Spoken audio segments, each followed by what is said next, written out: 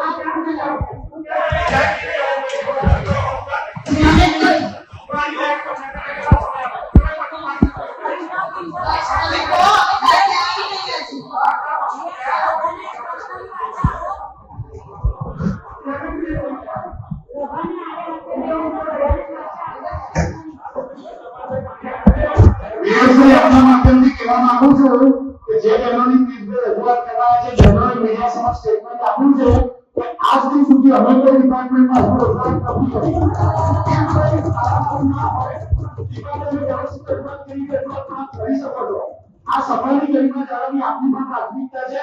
મહેરબાની કરીને કાયમ મીડિયામાં હાજર થવા માટે આ પ્રકારનું કૃત્ય કરવું જરૂરી નથી. પ્લીઝ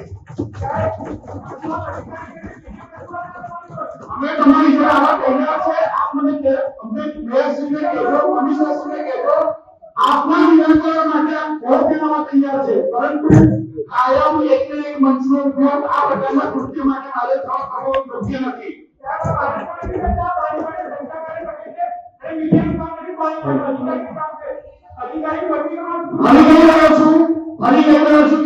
આપ કહેશો ત્યાં આગળ મેયરશ્રી, કમિશનરશ્રી અમારી ટીમ આવા તૈયાર છે. આપ પણ સુધારા પ્રતિનિધિ છો, આપની જવાબદારી બની આપ છટકી શકો નહીં. આટલું સમજો. આ વિધાન છે સસ્તી પ્રસિદ્ધિ માટે આ પ્રકારનું ઉપયોગ કરવો યોગ્ય નથી. આ વિધાન છે, આપ સુધારા પ્રતિનિધિ છો, આપની પર વિસ્તારની જવાબદારી બને છે. આપ વિડીયો લાઈવ કરો છો તો આ સમસ્યાનું સમાધાન નથી કરતા. આ ફક્ત વિડીયો લાઈવ કરો છો, આ ફક્ત વિડીયો લાઈવ કરો છો. અધિકારી જોડે સારી રીતે વાત કરતા પ્રભુ કરતા દેખાવ છો. તમે જ્યાં તકલીફ હોય ત્યાં આગળ મેયરશ્રીને, કમિશનરશ્રીને અમને સીધો સંપર્ક કરી શકો છો. અમે તમારી સાથે છે, પરંતુ રજૂઆતની પદ્ધતિ યોગ્ય હોવી જોઈએ. આપ તારીખ સમય સ્થળ આપો, અમે આપ તારીખ સમય સ્થળ આપો, આપ તારીખ સમય સ્થળ આપો. મેયરશ્રી, કમિશનરશ્રી હાજર હશે, પરંતુ આ મંચનો ઉપયોગ આજ પછી આ પ્રકારના કૃત્ય માટે ના કરવો.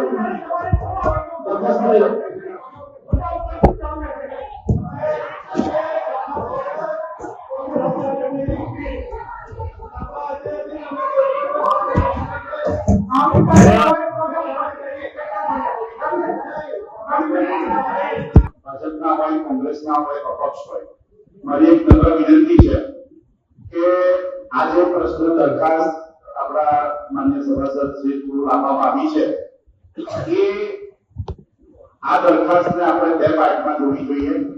સૌપ્રથમ તો વડોદરાને જ્યારે શિક્ષણ નગરીનું બિરુદ મળ્યું છે વર્ષોથી, ત્યારે જે તે વખતે 1978માં જ્યારે કોંગ્રેસનું બોર્ડ હતું ત્યારે આ ખૂબ સારો નિર્ણય થયો હતો કે ભાઈ કોર્પોરેશનના પ્લોટમાં પ્રાઇવેટ એવા કેટલાક સંચાલક મંડળો કે જે શૈક્ષણિક પ્રવૃત્તિ સાથે સંકળાયેલા માનતા હોય એ લોકો શાળા શરૂ કરે અને એ અંતર્ગત જ આપણે આ શાળાઓને મંજૂરી જે તે વખતે 30 વર્ષના કરારથી આપેલી હતી.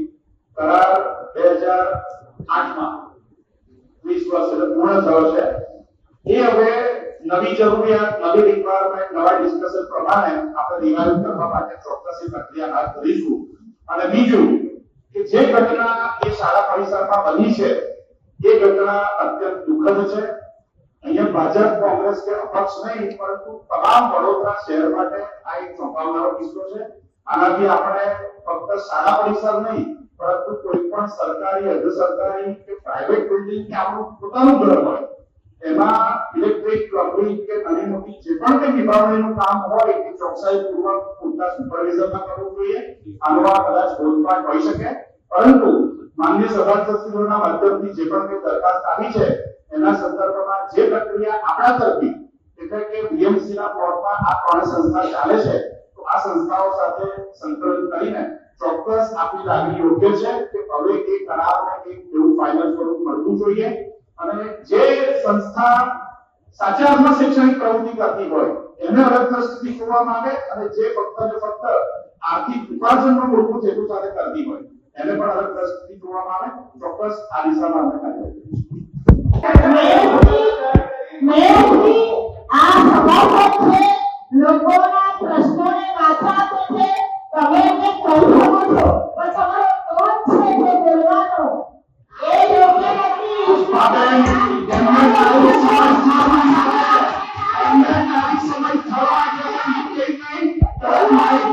માઇકની ઓડિબિલિટી વધારે હોઈ શકે, માઇકની ઓડિબિલિટી વધારે હોઈ શકે.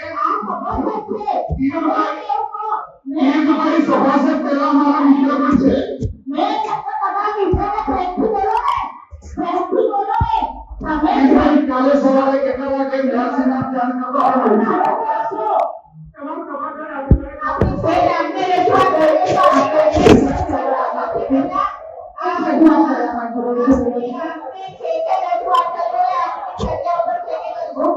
ઓકે ઓકે આ મેં સભા એ મને કોઈ પણ એક નીતિ બને આપ બધા એની માગે this is my word actually I'm not doing let's complete my પાણી અને જમીન આ બંને એક જ જગ્યાએ છે જગ્યા બનાવી છે વિસ્તાર ભરેલો છે અને લોકોએ એન્ક્રોચમેન્ટ કર્યું છે એમાં કોઈ સંકારો સાથ નથી પણ મુદ્દો ક્યાં છે કે લોકોની વાચા છે સમજવી એક સ્તર પર અંદર વીસી જ્યારે એ જગ્યા પર અમને આવીને એની વાચા વ્યક્ત નહીં રોષ આવીને કહી રહ્યો તો અમારો હક છે અમે અમારી સભામાં આવીને અમારું ખાઈએ એને બોલીએ આપ સમક્ષ રજૂ કરીએ અને એ સમાન મેં મુદ્દો છે આટલા વર્ષોમાં જે સંસ્થાની તજવીજ કરવામાં આવે છે 30 વર્ષ સુધી ડ્રેનેજ અને પાણીની જે લાઈનો છે એ મિક્સઅપ છે કારણ કે કંઈક ને કંઈક આટલા વર્ષો ઘર નથી દીકતા થાય આ તો જમીનની અંદર એના ઉપરથી જેસીબી જાય છે 24 અવર્સ વેહિકલ્સ જાય છે તો આ ખરેખર જે કામ જે કહેવાય છે કે હાથ બરોડાનો હાથ પાણી એ વિસ્તારની આ વાચા છે આ કોડ નંબર 14.365,000 જેવા લોકો રહે છે તો 200 થી 250 જેવી ડ્રેનેજની રોડ સમસ્યાઓ આવતી હોય છે એના સમાધાન માટે પૂરતા લોકો પૂરતા સુપરવાઇઝર ટેકનિકલ વેમાં વેહિકલ જે નાના મશીનો હોય એ ગલીઓમાં જઈ શકે સારી રીતે સાફ સફાઈ કરી શકે એવા નંબર 14 ના વડાપ્રધાન પીએમસીના પદ અધિકારીઓની જવાબદારી છે. મેં આપ મને આ રજૂઆત કરી રહી છું અને તમારો સાથ સહકાર મને મળે